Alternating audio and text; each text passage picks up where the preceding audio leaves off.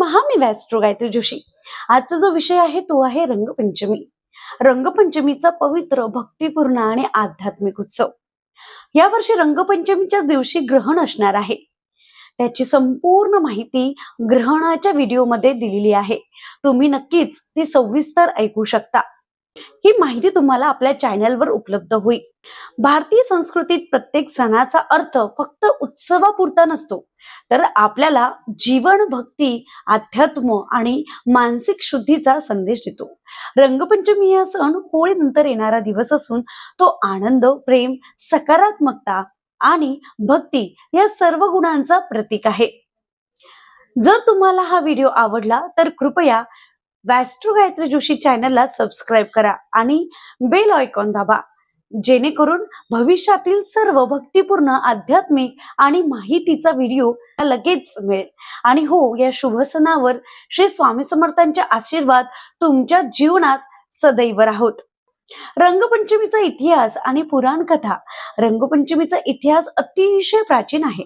हा सण फाल्गुन महिन्याच्या कृष्ण पक्षातील पंचमीला साजरा होतो. पुराण कथानुसार रंगपंचमीचा उत्सव श्रीकृष्ण आणि राधा यांच्या बालपणापासून सुरू झाला. गोकुळातील कृष्णजी आपल्या भक्तिपूर्ण माया आणि प्रेमातून राधा व गोपिकांवर रंग उधळतात. असे रंगाच्या उधळणीत प्रेम, भक्ती, आनंद मिसळलेले असतात. भागवत पुराणात वर्णन आहे की कृष्णांच्या लीलावंत बालपणात गोकुळात रंग, संगीत आणि नृत्यांनी भरलेले होते. प्रत्येक गोपी आणि राधा यांच्या चेहऱ्यावर रंगाची उधळण ही केवळ आनंदासाठी नव्हती, तर भक्तीचे प्रतीक मानली जात असे. होळीनंतर पंचमीला रंगपंचमी साजरी करणे ही परंपरा पुढे प्रत्येक गोकुळवासियांसाठी रुजली. रंगांचे आध्यात्मिक अर्थ. रंगपंचमीमध्ये वापरल्या जाणाऱ्या रंगाच्या प्रत्येकाचे गहन आध्यात्मिक अर्थ आहेत. लाल रंग प्रेम, ऊर्जा, उत्साह, जीवनशक्ती. पिवळा रंग ज्ञान, आनंद, प्रकाश, सर्जनशीलता. हिरवा रंग आरोग्य, समृद्धी, नैसर्गिक संतुलन. निळा रंग संयम, स्थिरता, भक्ती. गुलाबी रंग सौंदर्य, प्रेम, श्रद्धा. केशरी रंग शौर्य, दिव्यता, भक्ती. असं सांगतं की या रंगांचा योग्य वापर करून मन, शरीर आणि आत्मा शुद्ध केला जाऊ शकतो. प्राचीन काळी नैसर्गिक फुलांचा, हळदीचा, नीलकंठाचा आणि इतर वनस्पती तयार केला जात असे, जो मानसिक आणि शारीरिक आरोग्यासाठी लाभदायक होते. मनाचे शुद्धीकरण आणि नकारात्मकता, ऊर्जा दूर करणे रंगपंचमीचा सर्वात गहन संदेश आहे. मनाचे शुद्धीकरण आपल्यातील राग, द्वेष, मत्सर, भीती आणि नैराश्य यांना रंग उधळून दूर करतो.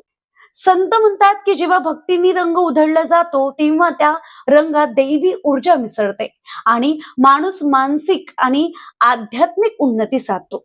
सामाजिक आणि सांस्कृतिक संदेश. रंगपंचमी हा सण समाजाला एकत्र आणतो.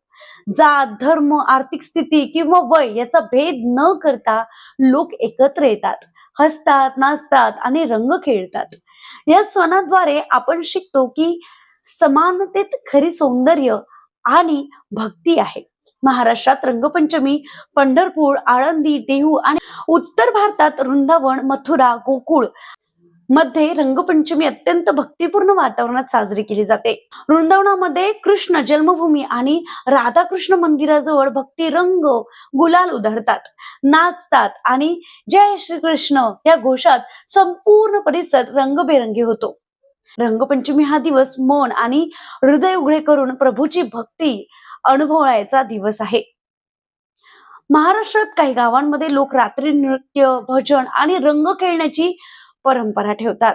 लोक लाल, पिवळा, हिरवा, निळा रंग घेऊन एकमेकांवर उधळतात आणि वातावरण भक्तीने भरून जाते. हे अनुभव जीवनभर लक्षात राहतात आणि मनात आनंद आणि शांती निर्माण करतात.